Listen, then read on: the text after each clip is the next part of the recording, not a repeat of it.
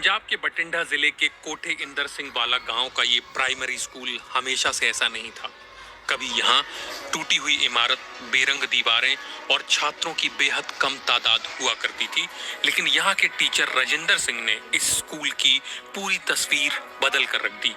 उन्हें national teacher award से भी सम्मानित किया जा रहा है। ठीक है, अदरवाइज ऐसी कुछ भी नहीं करना। इसी तरह बरनाला में पंकज कुमार गोयल को भी नेशनल टीचर अवार्ड से सम्मानित किया जा रहा है। उनकी मदद से कई स्कूली छात्राओं ने स्कॉलरशिप हासिल की और अपनी पढ़ाई जारी रखी। इन दोनों ही शिक्षकों को मिलाकर देश भर से 50 शिक्षकों को राष्ट्रपति सम्मानित कर रही हैं। राजेंद्र सिंह साल 2015 से इस स्कूल में पढ़ा रहे हैं। वे स्कूल में बच्चों की संख्या बढ़ाने और यहाँ की स्थिति को सुधारने के प्रयासों के बारे में बताते हैं। मैंने जिन बच्चों को पढ़ाया था उनके साथ गांव में गया। मैं सरकारी और प्राइवेट स्कूल के बच्चों को एक साथ बिठाता था और उनके माता पिता से उनसे सवाल पूछने को कहता था, या तो मैं खुद उनके पाठ्यक्रम से जुड़े सवाल पूछता था। उनके माता पिता यह जान पाते थे कि जिन बच्चों को हमने पढ़ाया है वो प्राइवेट स्कूल के बच्चों के मुकाबले ज्यादा बेहतर थे और उनका आत्मविश्वास भी ज्यादा था। हम शिक्षा के बदले किसी भी तरह की फीस नहीं लेते थे। कुछ बच्चों के माता पिता ने तुरंत ही हमारे स्कूल में दाखिला करवाने का फैसला किया। मैंने कभी प्लम्बर या बढ़ई का काम नहीं किया था, लेकिन इस स्कूल में मैंने वो सब भी किया।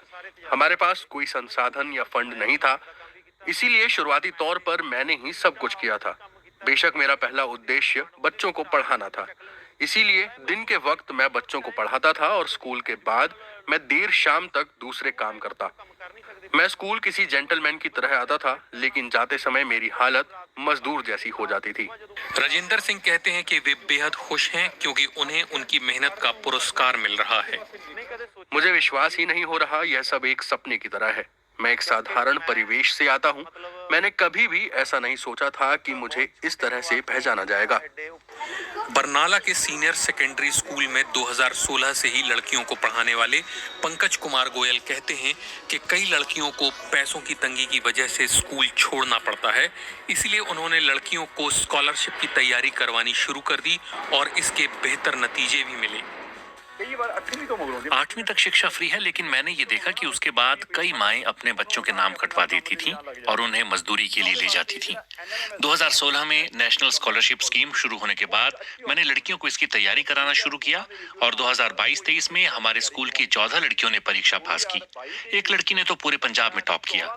इस बार 2023-24 के सत्र में 18 लड़कियां परीक्षा में शामिल हुई, जिनमें से 17 मेरिट लिस्ट में रहीं। उनमें से एक लड़की स्टेट टॉपर भी रही।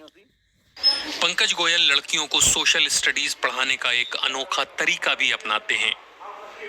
छात्रों को कई विषयों की बेसिक जानकारी नहीं होती है, जैसे कि सांसद और विधायक में फर्क क्या होता है। इसलिए हमने स्कूल में हेड गर्ल का चुनाव शुरू करवाया। अब बच्चों को पता है कि चुनाव क्या होते हैं, उम्मीदवारी क्या होती है, कैसे किसी को चुना जाता है और रिजल्ट कैसे आता है। इन सभी ने इन सारी प्रक्रियाओं में हिस्सा लिया है और अपने अनुभवों से सीखा है। इसे सिखाने के लिए बहुत ज्यादा कोशिश नहीं करनी पड़ती। दोस्तों,